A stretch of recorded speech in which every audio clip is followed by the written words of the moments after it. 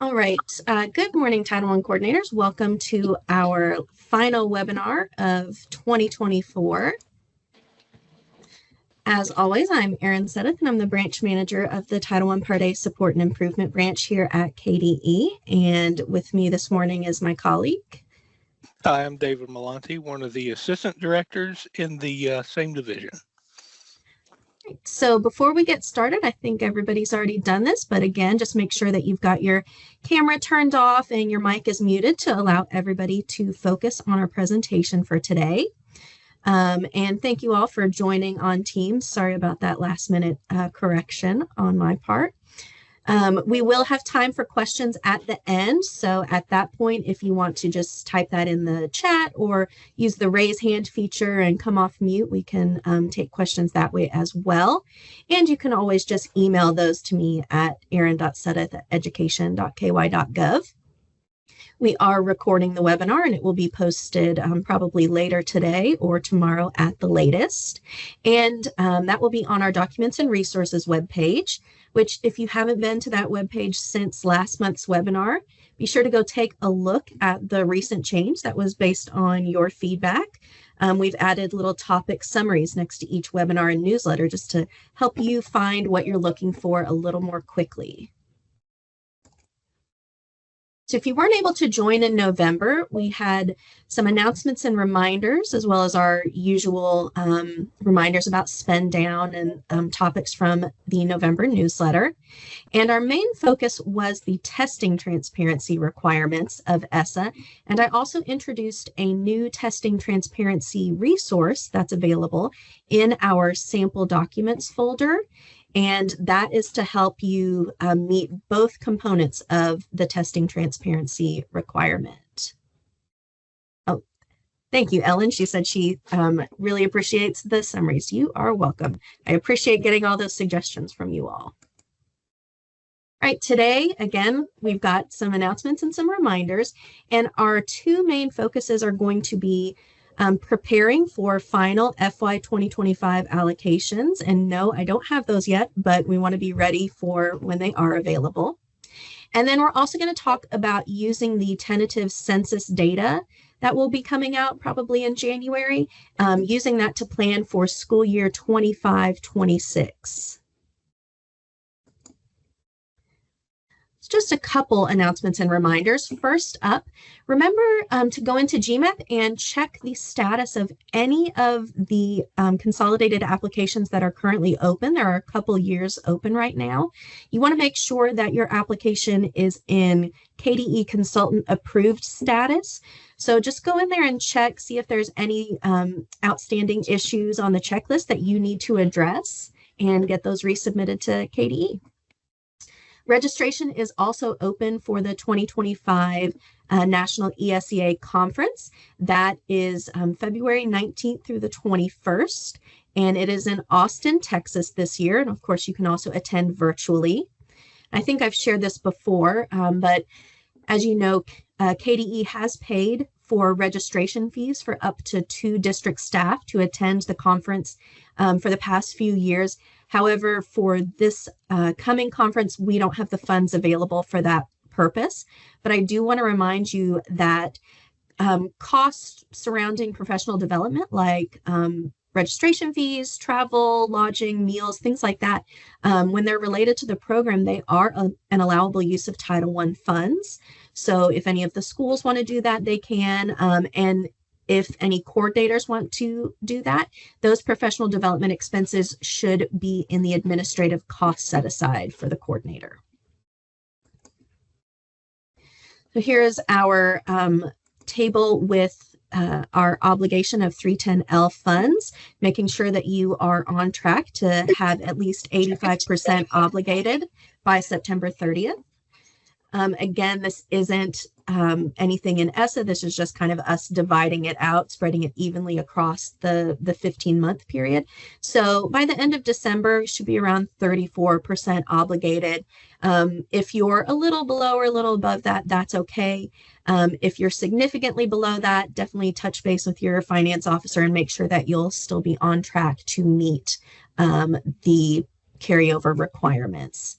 And of course, remember that once your consolidated application receives full approval and you're able to actually go and draw down on those funds, you can use Project 310L to pay for allowable and approved activities and items dating back to July 1st of 2024. And these are the projects that are currently open. So projects 310J, K, and then L. We don't have any due dates related to these that are right around the corner, but they'll all be here before you know it. So just be sure that you're checking in regularly with your finance officer and your schools, making sure that you're on track to meet all of the deadlines as far as having funds spent and federal cash requests submitted and all of that. If you haven't seen our December newsletter yet, you might want to check that out. We've got an article about the tentative hold harmless rates that should be coming out in January, an announcement about the Kentucky Paraeducator Assessment Revision process that we're currently in. We have a welcome announcement for our new Title I consultant, Bobby Mays, who just joined us last month. We have a reminder about that National ESEA conference I just mentioned. Our person role manager update article, we like to run that a few times a year to make sure that the correct person is listed in open house. So for those of you who are new coordinators, make sure that you are listed in open house. That's how you receive program related information from KDE. Our principal's perspective article for December is about keeping an eye on parent and family engagement spending. So definitely take a look at that and share it with your principals. A lot of times we have monitoring findings surrounding not spending those funds in a timely fashion or spending them on items that are not allowable. So be sure to take a look at that. And then we've got our usual reminders about projects and deadlines and the year at a glance activities. So moving on to our main topic for today, the first thing we're going to talk about is planning for those revised final allocations. And again, I'll say right off the bat that those have not been uploaded into GMAP yet, and I don't have a date for you of when they'll be uploaded, but as soon as they are in there, I'll be sure to let you know. So a lot of times when this happens, we get questions from districts about why the allocation changed. So the first thing to remember is that the Title I funds are appropriated to USED by Congress every year, but that amount can be adjusted throughout the year. So the original Title I application that you work on in GMAP is a tentative allocation. So that's what you have been working on so far, or you're currently working on. The amount listed there is tentative. And the amount is based on some tentative estimates of formula children that comes from the U.S. Census Bureau, hold harmless amounts, and qualification criteria for the 4 separate funding pots that make up the Title I Part A allocation. So why is the amount tentative to start with? Well, that's because not all of the census data is final when the allocations are first released in the spring. Once all of that census data is finalized, then USED releases that final allocation. KDE goes in and does the calculations for all the districts and issues this by uploading the new amount into GMAP and posting those award notifications. The amounts are not uploaded into GMAP until the original application has received full KDE consultant approval. And for districts whose allocations change, you will need to go in and make some revisions to your applications. As a reminder, no district is reduced below the hold harmless level as long as Congress has appropriated adequate funding. And we do have more detailed explanations of the allocation process and timeline, what formula children are, the hold harmless rates. All of those are in our new Title I coordinator training video and PowerPoint, and that's on the Documents and Resources webpage. So once that final allocation goes into GMAP, what exactly do you have to do as the Title I coordinator? As I said, you will need to revise your application. And I already reminded you that the revised allocation amount doesn't go in there until your application is approved. So go in to GMAP later and check, see if your FY 2025 application has gotten that full approval yet, or see if there are still some items in the consolidated checklist that need to be addressed before the application can be resubmitted to KDE for review. You also can't draw down on those funds until the application is approved. So there are lots of reasons to get that done as soon as possible. Revising the application after final allocations have been uploaded is typically less time consuming than completing the original application. You're probably not going to need to go in and make changes on every single page. So what we're going to do next is just take a look at the pages that are most likely to need attention. That's going to be district set-asides, PPA, services to private schools, and budget. So our next slide has some more specific information on what you may need to do to each of these pages. So if your allocation amount changes, be sure to check the following pages for accuracy, as well as ensure alignment throughout the application. Remember, most of the pages in GMAP don't talk to each other. So if you make a change on one page, you need to make sure that the other pages reflect those changes as well. So up first is the district set-aside page. First thing you're going to want to do for our districts who receive allocations of $500,000 or more, you're going to want to check the required amount to be reserved for parent and family engagement, and be sure to align that amount to the amount budgeted in 310LM. Additionally, you want to make sure that at least 90% of that required 1% allocation is still being distributed to the schools. When the change in allocation amount is relatively small, some districts find that the easiest way to make those adjustments is to just go to the district set-aside page,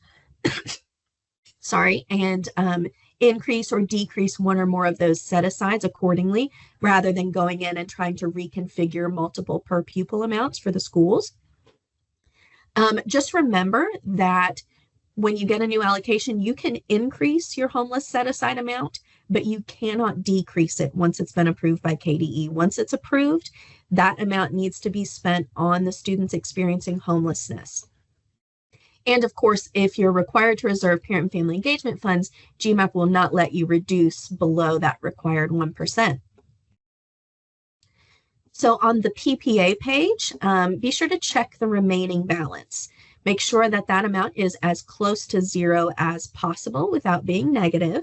Negative balances are in parentheses. If you have a remaining balance, you can address that either by adjusting one or more of the PPAs. Be sure to maintain rank and serve order if those requirements apply to your district, and or adjusting the amounts on the district set-aside page. If you've broken down your GMAP budget by location, which we generally recommend, you want to be sure that the total amounts that have been budgeted on the budget page align with each school's allocation amount on the PPA page, as well as the amount reserved for the district. If your district is serving private schools this year, be sure to go to the private school page and check the total amounts for services at the private schools.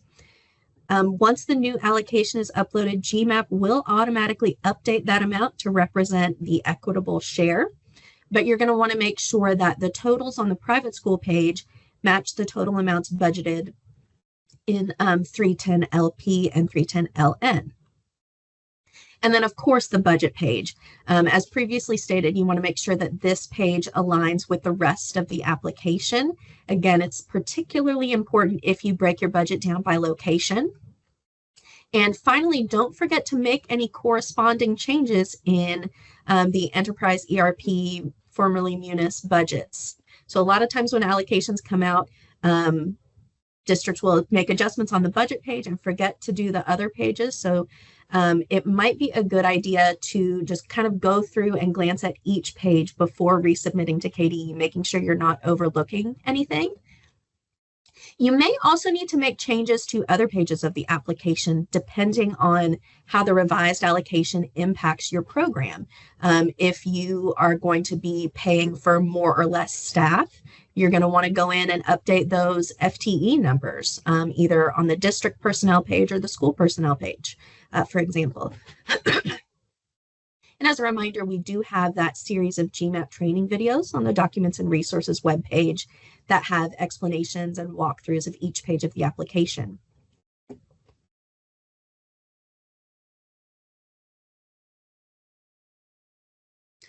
All right, a common question that we get when final allocations are released is, why doesn't that change correspond with my district poverty data?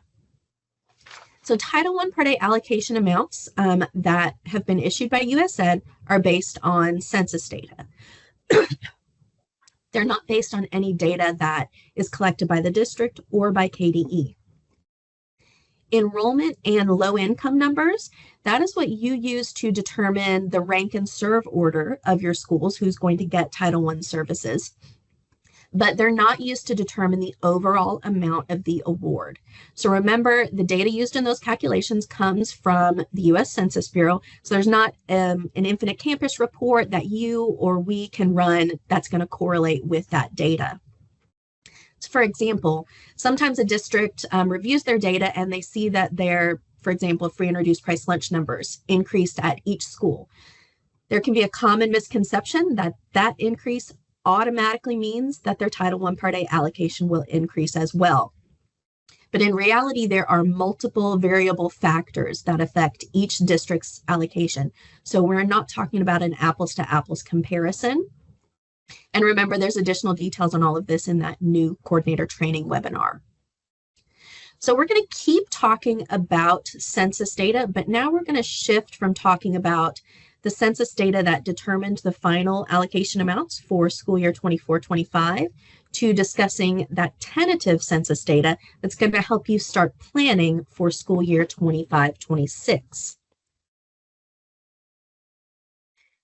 So this data will be released in a Commissioner's Monday message as well as a direct email to coordinators, but it has not been released yet. That's almost always in January. USAID will use the 2023 census data to calculate school year 25-26 allocations for Title I Part A. KDE is going to issue that data to districts for planning purposes for the 25-26 school year. But be sure to remember that these numbers that are going to be coming out are tentative and they are subject to change. And you can use this information to calculate a rough estimate of your 25-26 allocation. So the census data estimates are based on a statistical model. And that model incorporates information from a variety of sources. Some of those sources are administrative records taken from federal income tax returns, the most recent decennial census data, updates to population estimates, things like that. So the Census Bureau uses all of that information to determine those tentative poverty estimates, and that's what they provide to USAID. Again, not reflecting anything that the districts or KDE have access to.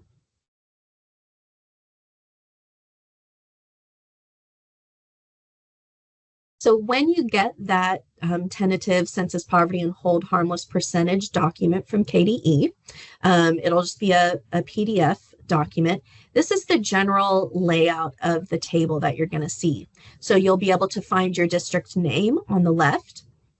Then you will see the tentative census estimates for the number of children ages 5 to 17 in poverty, and then the number of children ages 5 to 17 total.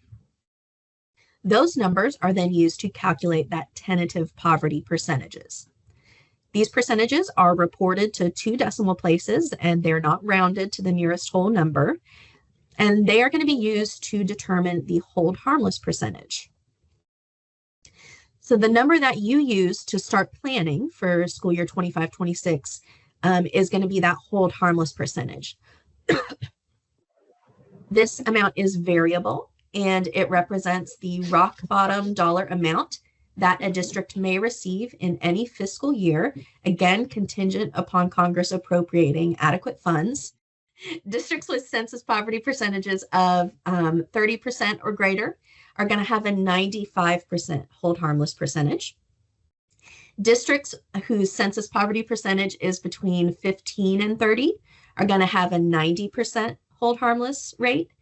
And districts below 15% census poverty are going to have an 85% hold harmless rate. So what you'll do is you will take your final FY25 allocation and multiply that by your hold harmless percentage, and that's going to give you an idea of the minimum amount that you'll receive for school year 25-26 if we have the adequate funding appropriated. Now, when we release this document, we also have a column for school year 24-25's final census poverty percentage. Now, that's just included as a reference for you. It does not have an impact on your 25-26 allocation. It's not related to that. That is just for you to kind of use for tracking purposes. And we'll talk more about that in a minute. So let's kind of take a look and compare census poverty percentage versus district poverty percentage. So I mentioned a moment ago that the document, sorry, I forgot to read the slide. The census poverty percentage is, again, gathered by the Census Bureau, and it's based on that statistical model with all of the different sources of data. And then that's what USAID uses to determine your district allocations. The district poverty percentage is what's gathered by you. You're using actual numbers based on things like direct certification, free and reduced price lunch, household income forms, things like that. Your district poverty percentage is going to vary based on whichever one of those methods you choose. That percentage is what you're going to use to rank and serve your schools with Title I funds. So I mentioned that that document will also have the final census poverty percentage for the current school year. You can and should compare that to the tentative census poverty percentage for the next school year, just to kind of maybe identify patterns. A good reason to do that, well, let's consider a district with a poverty percentage that is just over 30%. If that district starts seeing the final poverty percentage decreasing each year, they would maybe want to prepare themselves for the possibility that they may drop below 30% census poverty. That would move them from the 95% hold harmless bracket to the 90% hold harmless bracket. You can also look for patterns and trends by comparing your district poverty data from year to year. And that's going to allow you to keep an eye on potential changes to rank and serve order, as well as schools that may move up above 75% poverty and therefore require service. We don't want to just assume that all of these numbers are going to stay relatively the same year after year. But what you cannot do is compare the census poverty percentage to the district poverty percentage. That would be comparing apples to oranges. And I have a chart on the next slide that's going to really highlight the lack of a relationship between those two numbers. So this slide does not represent a table that is released by KDE to the districts. This is something that I first created last year just to kind of show you some examples of how census poverty percentages compare or don't compare to district poverty percentages in GMAP. So the poverty percentages in GMAP could be based on, again, free and reduced price lunch, direct certification, household income form, things like that. So what I did was I just randomly selected a few of our districts, some using free and reduced price lunch, some using direct certification, and I compared their final census poverty percentage and their GMAP poverty percentage from last year to the tentative poverty percentage and the GMAP poverty percentage for this school year. And then I just added some arrows so you can see if that particular percentage increased or decreased from the previous year. So if you take a look at this, some of our districts saw an increase or a decrease in both percentages. So if we look at districts B, E, and G. They all saw either an increase to both or a decrease to both. But some of our other districts, A, C, D, F, and H, they saw one of those percentages increase while the other one decreased. Now, sometimes it's a relatively small change to one of the numbers, but a larger change in one of the others. So if we look at District H, we can see that their census poverty percentage decreased by just 0.04, but the district poverty percentage increased by 5.01.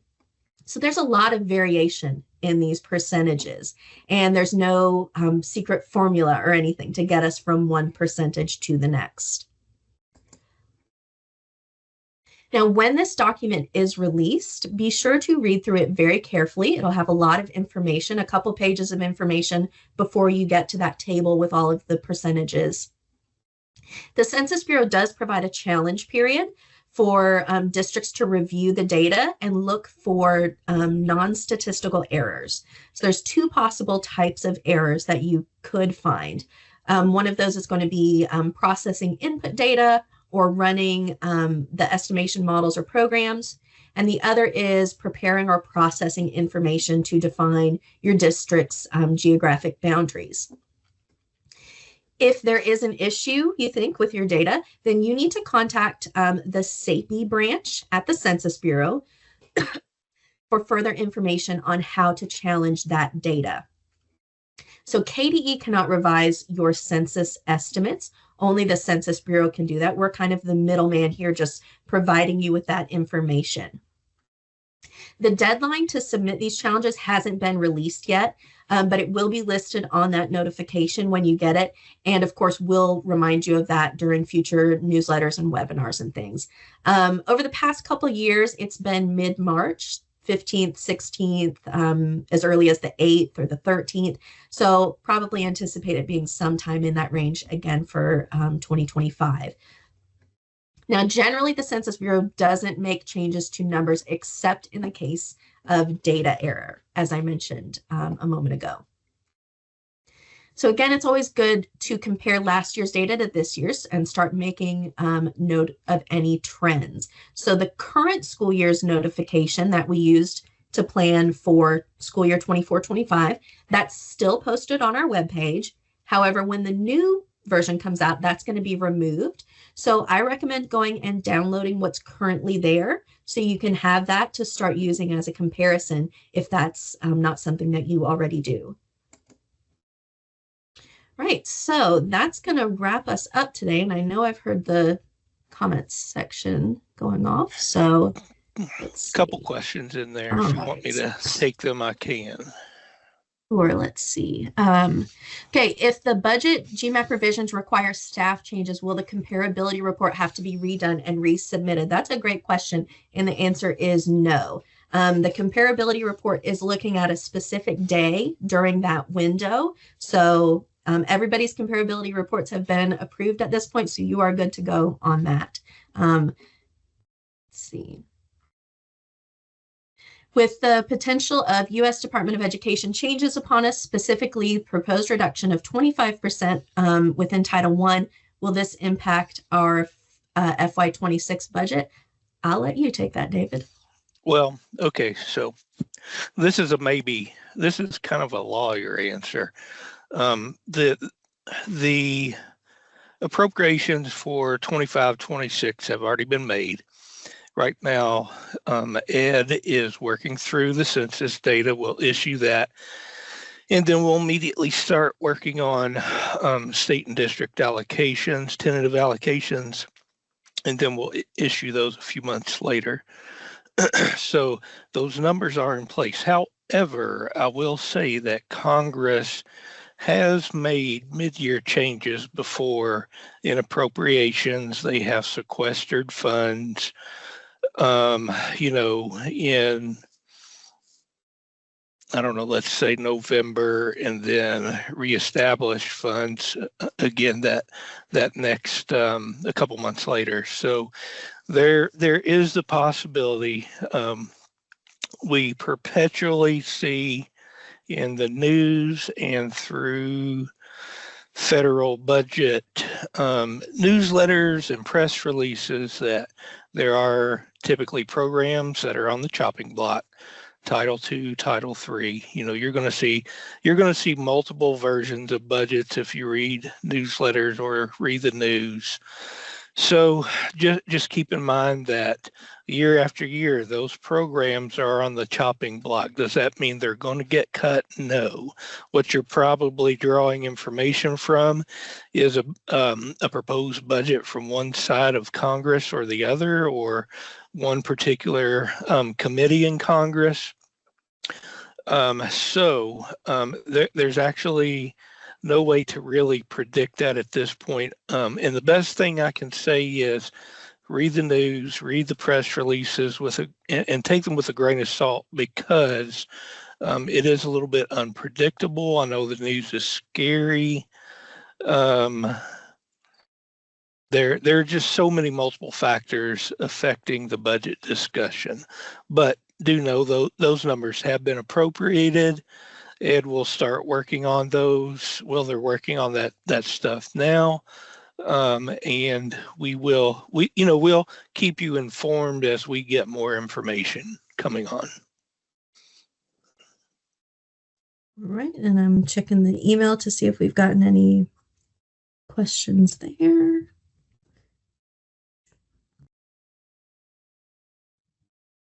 I don't think I see any. If you think of something after, you can always send that to me via email. You can also email it to your assigned consultant. So our next webinar is going to be Thursday, January 30th at 10 a.m. Eastern, as always. We've also got our link on the slide, as well as in the newsletters and in the email I sent to you this morning for that monthly webinar feedback survey. That's where you can just provide us with anonymous feedback and suggestions about things you'd like to see more or less of in one of these webinars. And thank you to everybody who submitted feedback after last month's webinar. I think we had about 10 survey submissions plus some emails and phone calls. They were all positive, so I was really happy to hear that you've been finding all this content useful. But just keep those things coming. And all right, I don't see any last minute questions. So thank you for joining us, and everybody have a happy holiday season.